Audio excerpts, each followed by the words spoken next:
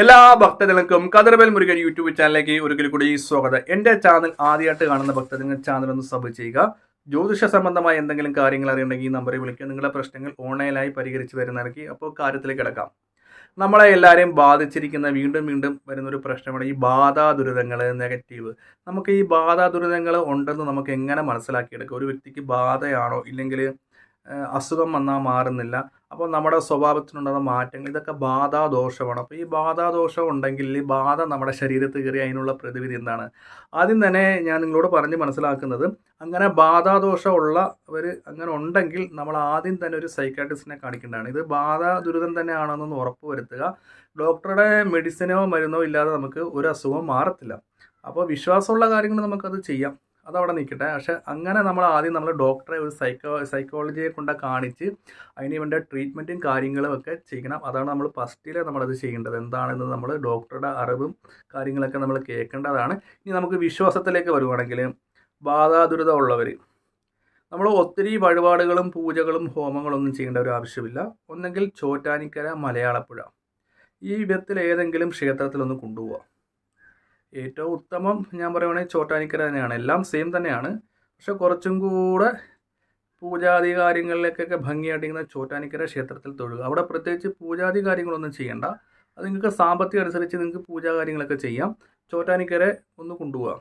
പിന്നെ രണ്ടാമത്തെ കാര്യം, എനിക്ക് ഉപദേശം തരാം. നമ്മളെ ഈ ബാധയാന്ന് വെച്ചിട്ട് നമ്മുടെ കുട്ടി ഇല്ലെങ്കിൽ ആരാണോ അവരെ മന്ത്രവാദി ഇല്ലെങ്കിൽ പൂജ നടത്തുന്ന അങ്ങനെയുള്ള സ്ഥലങ്ങളിൽ കൊണ്ടുപോകാതിരിക്കാൻ പ്രത്യേകം ശ്രദ്ധിക്കണം.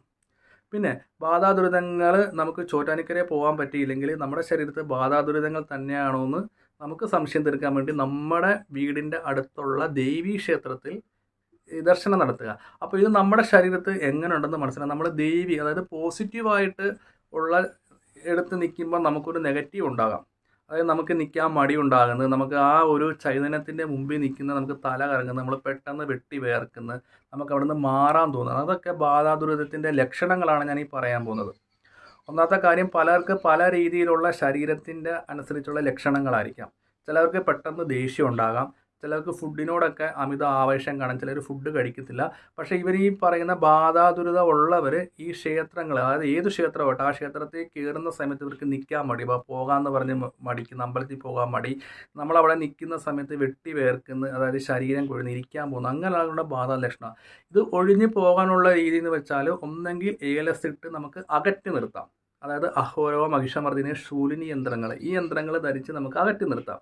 അഥവാ ഏലസിനൊന്നും ഇപ്പോൾ പൈസ ഇല്ലെങ്കിൽ മഹാദേവൻ്റെ ക്ഷേത്രത്തിലോ ദേവി ക്ഷേത്രത്തിലോ ശൂലിനി മന്ത്രം ജപിച്ച ചരട്, ഇപ്പോൾ ഈ ചരടിൻ്റെ കാലാവധി കൊണ്ട് ഈ ബാധ എന്ത് ചെയ്യും?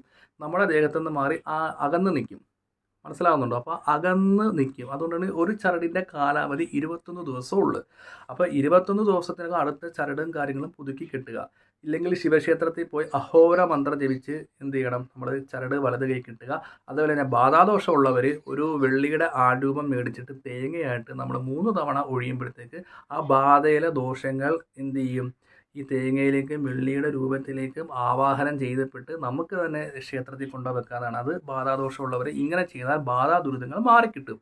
അല്ലാതെ നമ്മൾ ഈ ടി വിയിലും സീരിയലിലും കാണിക്കുന്നിടത്ത് ബാധയുള്ളവരെ മന്ത്രവാദിയുടെ കൊണ്ടുപോവുക, ഇല്ലെങ്കിൽ അവരെ കൊണ്ട് ചൂരൽ വടി കളിപ്പിക്കുക, അതൊക്കെ തെറ്റായ കാര്യങ്ങളാണ്. അപ്പോൾ ബാധാദുരിതം ഉള്ളവരാണെങ്കിൽ ആദ്യം തന്നെ നമ്മൾ ഡോക്ടറെ പോയി കണ്ട് അതിനുള്ള കാര്യങ്ങൾ, മരുന്നും കൂടെ കഴിക്കണം. ഒപ്പം തന്നെ വിശ്വാസപൂർവ്വമായിട്ടുള്ള ക്ഷേത്രങ്ങളിലൊക്കെ ദർശനം നടത്തുക, ചോറ്റാനിക്കരയിൽ പോയി തൊഴുക, ഏലസ് ധരിക്കുക, ഈ പറയുന്ന പൂജാദികൾ കാര്യങ്ങളും ചെറിയ രീതിയിൽ തന്നെ ചെയ്യുക. അന്ധമായ വിശ്വാസത്തിൽപ്പെട്ട് 30,000, 50,000, 1,00,000 രൂപ പൂജകൾ ചെയ്യാതിരിക്കുക.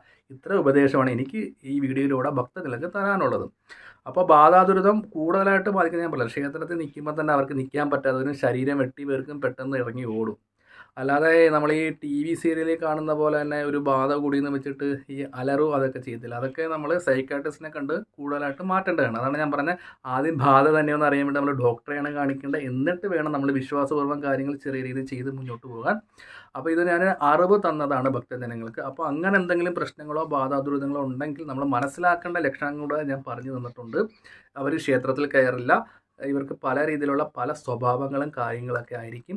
അതിനുള്ള പരിഹാരം ശൂലിനി മന്ത്രമോ അതായത് അഹോര മന്ത്രമോ, അതായത് ഇവരുടെ തലക്കൊഴിഞ്ഞ 3 പ്രദക്ഷിണം, 3 ഒരു തേങ്ങ കൊണ്ട് ഒരു ആൾരൂപം കൊണ്ട് 3 തവണ ഒഴിഞ്ഞ് ദേവീക്ഷേത്രത്തിൽ ഭദ്രകാളി ക്ഷേത്രത്തിൽ നടക്കി വെക്കുന്നത് ആ ബാധാദോഷം പൂർണ്ണമായിട്ട് മാറും. പിന്നെ ഡോക്ടർ പറയുന്ന പോലെ മരുന്നും കാര്യങ്ങളൊക്കെ ചെയ്ത് മുന്നോട്ട് പോകുക. അപ്പോൾ വീഡിയോ ഇഷ്ടപ്പെട്ടെങ്കിൽ ലൈക്കും ഷെയറും ഒക്കെ ചെയ്യുക. ഞാൻ മറ്റൊരു വീഡിയോ വരുന്നതാണ്.